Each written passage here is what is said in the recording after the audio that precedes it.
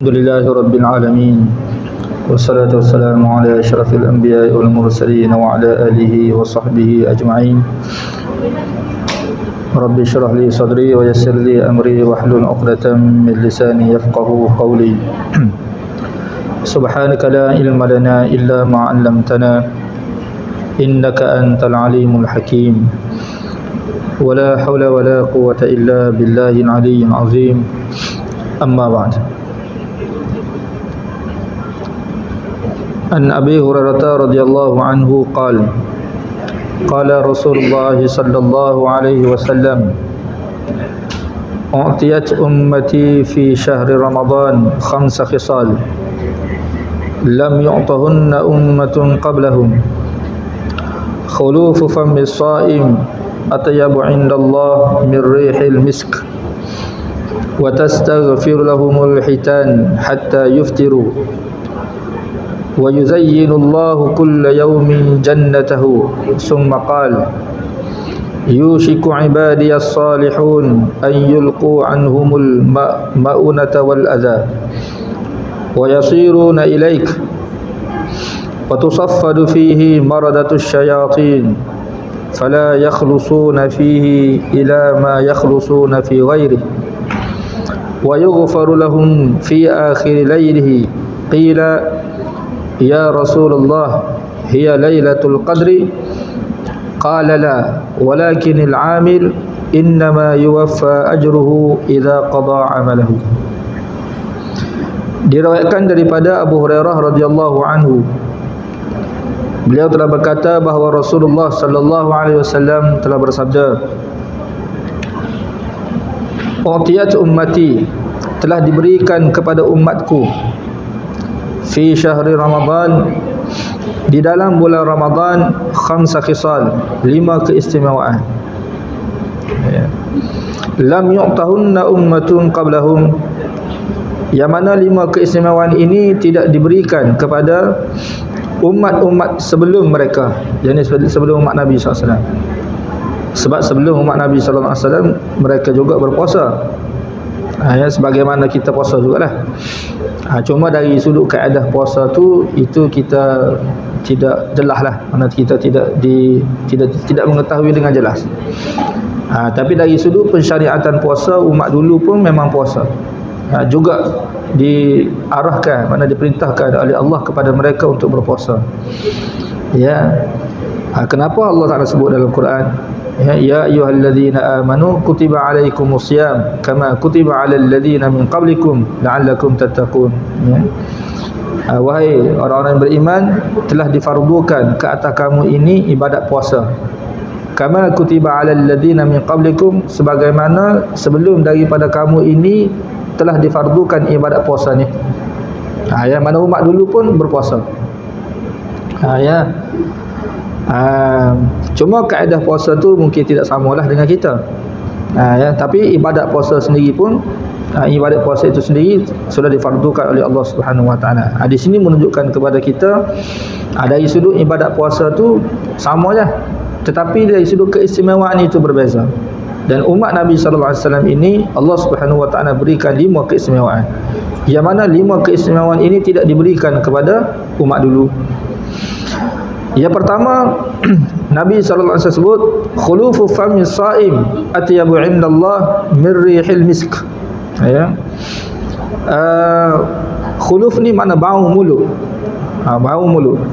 Bau mulut ni maknanya yang dikendaki daripada bau mulut di sini, makna bau busuk yang keluar daripada mulut tu. Biasa kalau orang berpuasa, dia akan keluar bau yang tidak wangi lah. Nak kata busuk tu tak adalah busuk sangat, tapi busuk jugalah.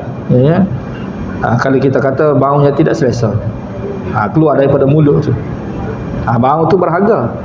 Bau tu berharga. Kalau boleh jangan hilangkan bau tersebut. Sebab bau ni disebut oleh Nabi SAW dalam hadis ni. Jadi khulufu fami shaim, bau mulut orang yang berpuasa. Atyabu indallah, lebih harum, lebih baik atau lebih harum atau lebih disukai oleh Allah Subhanahu Wa Taala, min rihil misk, daripada bau kasturi. Kalau di sisi kita lebih suka bau kasturi, sebab bau kasturi itu wangi. Ni cerita ni di sisi Allah Subhanahu Wa Taala. Dalam hadis ni Nabi SAW cerita di sisi Allah Subhanahu Wa Taala. Mana penilaian di sisi Allah. Allah Subhanahu Wa Taala nyatakan penilaian di sisi Allah Subhanahu Wa Taala ni sebab di sisi kita tu tidak sama di sisi Allah Subhanahu Wa Taala. Dalam Quran pun banyak Allah Subhanahu Wa Taala guna lafaz indallah, di sisi Allah, di sisi Allah. Apabila cuba kita perhati, kalau Allah atau Nabi SAW sebut di sisi Allah Subhanahu Wa Taala, mana di sisi kita tu berbeza. Di sisi kita berbeza. Seperti contoh ayat Quran Allah sebut inna syarrad dawabbi indallah. Indallah tu sesungguhnya seburuk-buruk makhluk di sisi Allah Subhanahu Wa Taala. Seburuk-buruk makhluk di sisi Allah. Mana di sisi manusia tidak. Siapa dia? Seburuk-buruk makhluk ni as-summul bukmul ladina la ya'qilun, iaitu orang yang pekak dan bisu. Serta dia yang maksud pekak dan bisu ni iaitu la ya'qilun, iaitu mereka tidak memahami agama Allah Subhanahu Wa Taala. Apa maksud dia? Mana orang jahil. Orang jahil dalam agama ni adalah orang yang paling teruk di sisi Allah Subhanahu Wa Taala. Tapi di sisi manusia tu mungkin tidak. Itu sebab tu Nabi kata di sisi Allah. Kenapa? Sebab di sisi manusia tu tidak sama. Kenapa tu? Sebab kalau di sisi Allah, makhluk yang paling teruk, lebih teruk daripada binatang lagi. Siapa dia ni? Iaitu manusia-manusia yang jahil, yang tidak memahami agama Allah Subhanahu Wa Taala. Mereka ni lebih teruk di sisi Allah Subhanahu Wa Taala. Orang jahil. Sebab tu kita jangan biarkan diri kita dalam keadaan jahil. Tetapi boleh jadi orang jahil ni di sisi manusia dia tidak teruk. Kenapa dia tidak teruk? Sebab mungkin boleh jadi dia kaya ke? Dia anak jutawan ke? Dia anak menteri ke? Dia anak sultan ke? Dia anak raja ke? Jadi dengan kedudukan dia tu di sisi manusia tu dia tidak teruk, tapi di sisi Allah tu dia teruk sebab dia jahil. Allah sebut dalam Quran. Orang kafir contohnya, orang kafir tidak Islam, teruk di sisi Allah Subhanahu Wa Taala, tapi di sisi manusia tidak, dia disanjung. Sebab apa? Sebab dia menteri contohnya. Dia sebagai seorang orang kaya ke, sama ada orang yang berkuasa ataupun orang yang berjawatan ataupun orang kaya. Tiga ni kan. Jawatan, berkuasa, berjawatan atau kaya. Kalau kita ada tiga perkara ni dalam hidup di dunia ni terusnya, walaupun kita jahil sekalipun, kita akan dihormati, kita akan disegani, mana kita akan dimuliakan. Kalau kita pergi mana-mana pun orang akan hormat kepada kita. Mana di sisi manusia tu kita dimuliakan, tapi di sisi Allah tu teruk. Contoh dalam Quran Allah Ta'ala sebut Fir'aun. Tiga manusia ni kan, ila Fir'aun wa Haman wa Qarun. Walaqad arsalna Musa ila Fir'aun wa Haman wa Qarun. Kami telah utuskan Musa itu kepada Fir'aun, Haman, Qarun. Tiga nama ni ulama tafsir kata mewakili tiga keistimewaan. Fir'aun tu maknanya kuasa pemerintahan. Kan nama untuk menggambarkan orang yang berkuasa. Dia bukan jadi raja saja, orang anggap masyarakat Mesir ketika itu anggap Fir'aun itu sebagai Tuhan. Disembah Fir'aun itu, dimuliakan dia tu. Begitu juga Haman, Perdana Menteri Fir'aun, manusia yang berjawatan tinggi dalam kerajaan selepas raja. Haman, Perdana Menteri Fir'aun tu juga dihormati. Qarun, manusia paling kaya sekali. Sehingga kekayaan Qarun ni Allah sebut dalam Quran surah Qasas. Allah cerita tentang kekayaan Qarun. Mulia dia sebab kaya. Tetapi di sisi Allah Subhanahu Wa Taala, Allah sebut lebih teruk daripada binatang. Binatang pun tidak teruk seperti itu. Maknanya di sisi Allah. Sebab tu dah penilaian kita ni tuan, kita kena ambil kira ni. Penilaian di sisi Allah, penilaian di sisi manusia tu kita kena ambil kira. Biasanya kalau dalam Quran atau dalam hadis dia akan ada lafaz indallah, di sisi Allah Subhanahu Wa Taala. Maka di sisi kalau kita perhati lafaz di sisi Allah tu, maka di sisi kita tu kita akan nampak berbeza. Seperti mana dalam hadis ni yang Nabi SAW kata di sisi Allah tu lebih harum, lebih baik. Tapi di sisi kita tidak. Bau mulut tu kita tidak harum lah, busuk lah. Di sisi kita. Sebab itulah sebahagian ulama ni tentang perkara bau mulut ni mereka ada khilaf tentang hukum lah. Sebahagian kata makruh kalau kita hilangkan bau tersebut. Sebab bau tu tanda orang berpuasa. Bau yang keluar daripada mulut tu tanda dia tu berpuasa. Kalau dia berpuasa akan keluar bau tersebut. Kalau dia tidak puasa, bau tu tidak keluar. Sebab apa? Sebab sebahagian ulama kata khuluf ni, walaupun dalam hadis ni Nabi kata bau mulut. Fam tu maksudnya, famun makna mulut. Khulufu fami sa'im, bau mulut orang berpuasa. Walaupun Nabi sebut bau mulut ni, tapi yang sebenarnya yang masukkan bau mulut tu iaitu bau daripada perut sebenarnya. Bau tu keluar daripada perut. Cuma oleh kerana bau daripada perut tu dia keluar melalui mulut, disebut sebagai bau mulut lah. Jadi perut ni lah, perut ni mana perut yang kosong, yang menahan lapar dan dahaga ini kerana patuh pada perintah Allah Subhanahu Wa Taala, sehingga keluar bau tu. Allah Subhanahu Wa Taala, di sisi Allah Subhanahu Wa Taala, Allah lebih suka. Tapi syarat dia kena puasa lah. Bau tu kerana dia berpuasa. Tapi kalau bau tu keluar kerana dia tidak puasa, ada juga orang tak puasa tapi dia lapar, tu balik keluar bau tersebut. Itu tidak harum. Dia harum ni kerana dia berpuasa. Dalam hadis ni kata kerana dia khulufu fami sa'im, mana bau mulut orang yang berpuasa. Mahal tu.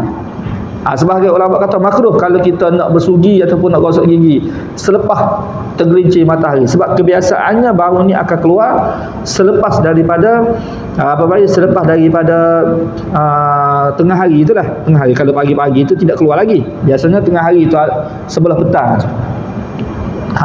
Jadi kalau ni nak bersugi pun sebelum waktu zuhur tu.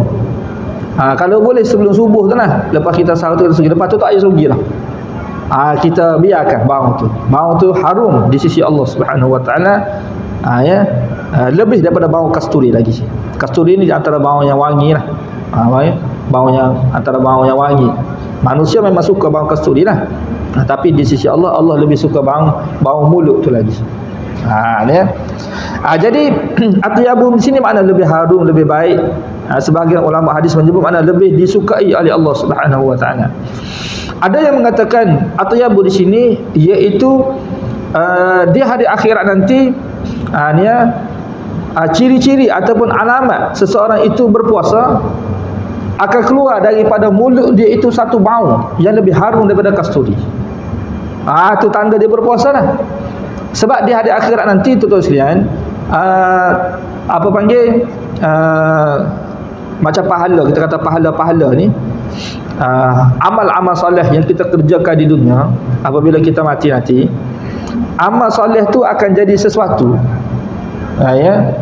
kita kata makhluk lah, sesuatu yang berjiring dan berjising.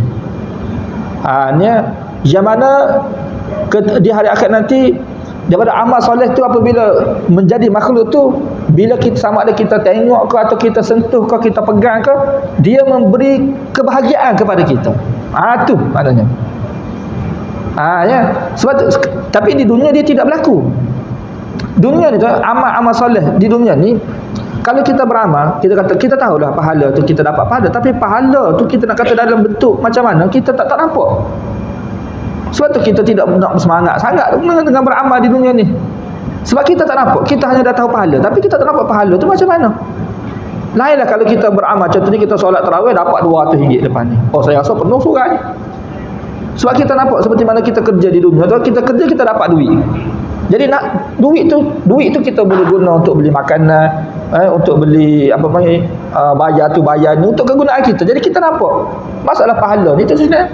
Contoh kalau kita baca Quran 3 juz, 1 juz habis baca, dapat pahala lah. Kita tak dapat apa, tapi pahala tu kita nak guna macam mana di dunia ni? Boleh beli ke? Kita boleh beli barang ke? Boleh beli nasi ke? Boleh beli nasi biryani ke? Tak boleh dengan pahala.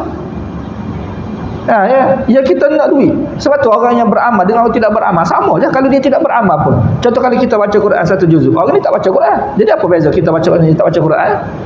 Dia tak baca Quran, dia tak dapat pahala. Kita baca Quran, kita dapat pahala, tapi pahala kita tu kita guna untuk apa? Di sinilah dia kata pahala-pahala ni kegunaannya di hari akhirat. Jadi di hari akhirat ini, pahala inilah yang memberi kegembiraan kepada kita. Hal ni dalam hadis Nabi katakan, dalam bila mati tu, bila manusia mati berada dalam kubur, datang seorang lelaki kacak.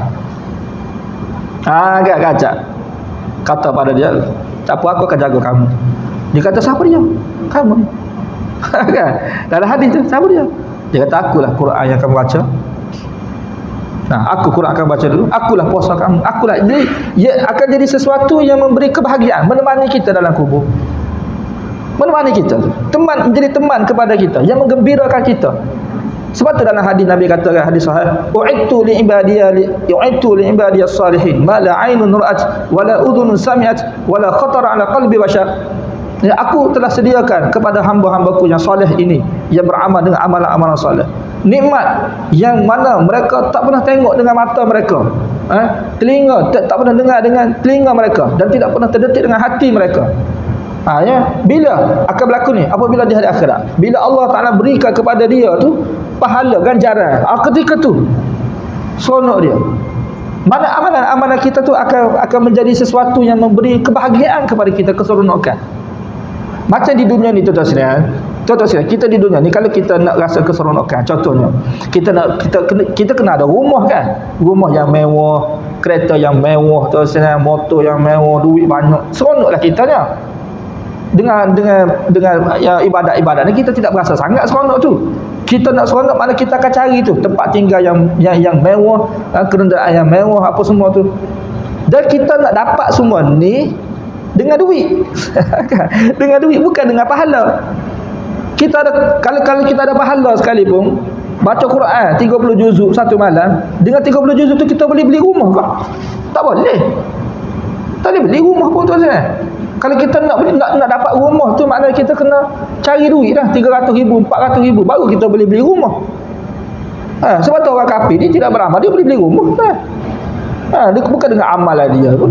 Dia orang kafir nak beramal apa kan? Itu kehidupan di dunia. Begitu juga kalau kita nak beli kenderaan mewah, nak beli motor besar ke, nak beli kenderaan mewah, kita kena ada duit semua tu, bukan ada pahala. Tapi kita kena ingat, di hari akhirat duit tak berguna dah. Duit serasa tidak berguna. Dia kata syurga, apa semua itu amalan-amalan kita. Subhanallah dalam hadis kan, subhanallah walhamdulillah wala ilaha illallah wallahu akbar. Akan tumbuh satu pokok. Ya. Yang mana pokok ni dia punya naungan, apa panggil ni, ada teduhan dia tu, ya. Kuda dalam dikata, kuda yang paling pantas, dia pusing naungan tersebut 100 tahun pun tak bertemu lagi permulaan dia tu. Tu yang kita kata zikir kita tu. Jadi burung, kita tengok burung tu seronok. Tu burung tu daripada amalan-amalan kita. Innaka la tashtahit tar, kamu terasa nak makan burung, contohnya. Burung ada. Apa yang ada dalam syurga nanti tu, itu daripada amal-amal kita. Mungkin puasa kita, mungkin zakat kita ke apa semua. Nampak tak?